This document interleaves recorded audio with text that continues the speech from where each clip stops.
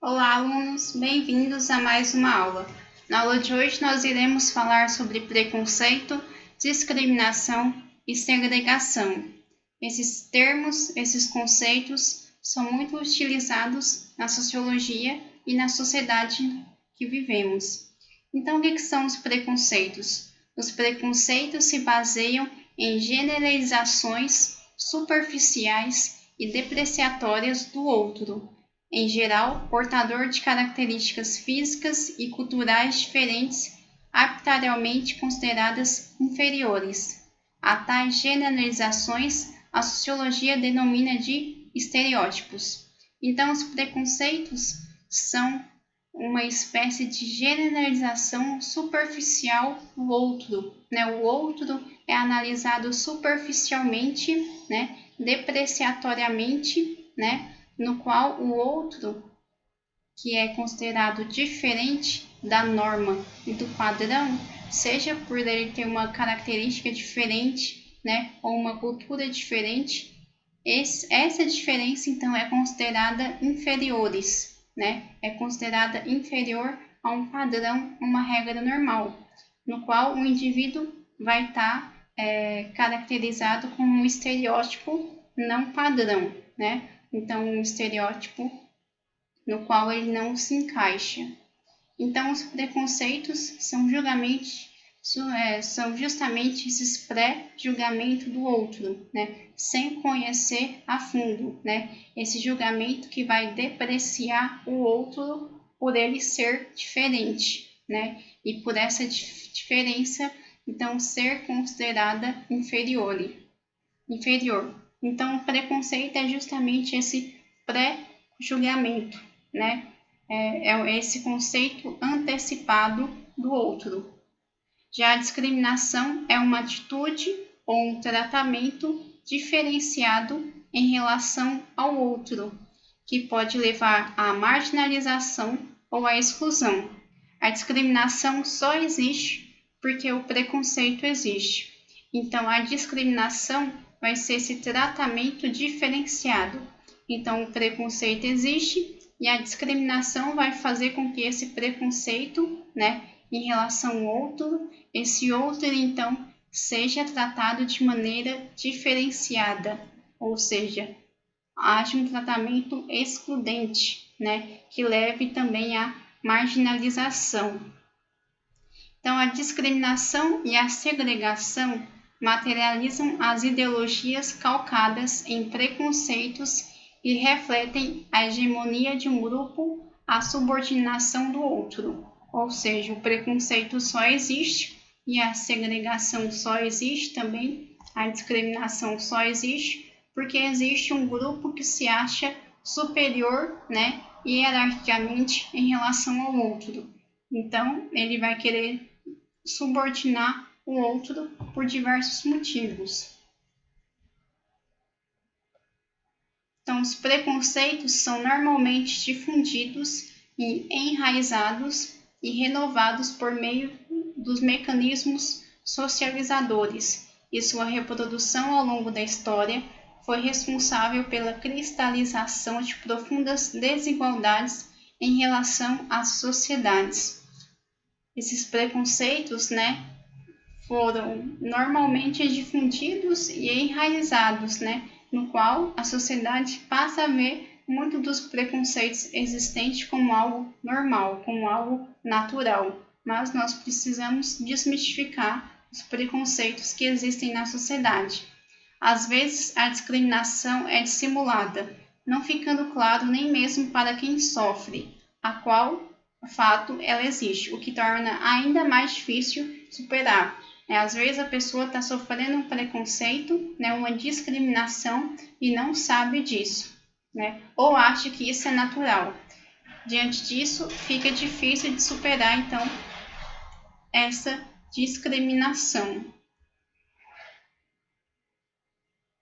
Nós temos, por exemplo, uma manchete aqui de jornal que fala: a relação dos jovens com o lugar onde mora foi um dos motivos que levaram a pensar na campanha contra o preconceito. Eles já perderam as contas de quantas vezes sofreram alguma discriminação quando disseram que moravam em favela. Nós ficamos sabendo de vários jovens que tentavam estudar ou conseguir um emprego e são discriminados por causa do lugar onde vivem. Recentemente eu sofri com isso. Quando a minha filha nasceu, a recepcionista da maternidade me olhou estranho quando eu disse que morava na Maré, relembrava Michele Almeida. Então nós temos também esse preconceito, né, que é gerado pelo simples fato de você morar na favela, pelo simples fato de você morar em um bairro que não possui muitos recursos, né, também há o preconceito e a discriminação. Isso vai gerar segregação, né? O que seria a segregação? Segregar significa separar, isolar social ou espacialmente grupos que são alvo de preconceito, discriminação por não partilharem da cultura dominante, costumam ser segregados. A segregação se dá justamente nos bairros, né? Nas favelas. Lá só moram pessoas pobres, né? Que não têm condição financeira e com isso eles não têm acesso à cultura, né? Ao esporte, ao lazer, né? Pois a política, né? Os meios políticos não fazem com que todos esses benefícios que tem nos bairros nobres cheguem nas favelas. Então há uma segregação, né, da cultura dominante. Muitas vezes a segregação é institucionalizada por meio de políticas ou leis que visam manter fora do foco da sociedade indivíduos ou grupos considerados indesejáveis. A concentração de moradores pobres em favelas e periferias é um exemplo da segregação que ocorre no meio urbano. É justamente nas favelas e nas periferias que é o lugar das pessoas menos favorecidas economicamente. E aí nós, enquanto poder público, vamos continuar mantendo essas pessoas lá para que elas não acessem o shopping, né? Então o shopping vai se dar em bairros nobres, em bairros valorizados. As academias, os teatros, né? Os locais de esporte, de cultura e lazer vai se dar no bairro nobre, né? E na periferia, na favela, não vai chegar a cultura. Isso é justamente para que haja uma segregação, né? Para que as pessoas estigmadas socialmente fiquem separadas das demais.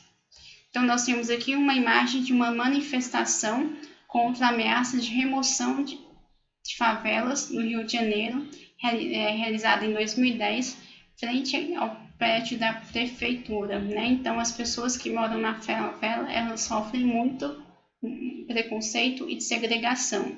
Aqui nós temos a imagem de 2011 do conjunto habitacional Cidade de Deus, que surgiu na década de 1960 com desdobramentos da remoção das favelas, localizada no centro do Rio de Janeiro. Aqui nós podemos observar que não há nenhum benefício cultural, né, social nas favelas, justamente para que se mantenha segregado, né, afastado. Então vamos falar sobre raça, racismo, etnia, né, aspectos socioantropológicos. Racismo pressupõe a existência de raças humanas e se utiliza da caracterização biogenética para explicar fenômenos sociais e culturais. Né, nós sabemos que não existe raça, né, raças humanas. Existe a raça humana, pronto, né? Não existem diferentes raças humanas. O que existem são diferentes culturas, diferentes no plural. Supõe ainda que existem raças superiores e raças inferiores, considerando, portanto, natural que essas sejam subjugadas às primeiras. Não existe raça superior, assim como não existe raça inferior, né? Criaram-se essa ideia para que as raças superiores subjuguem as raças inferiores e com isso há o racismo. Então, o racismo é uma concepção ideológica.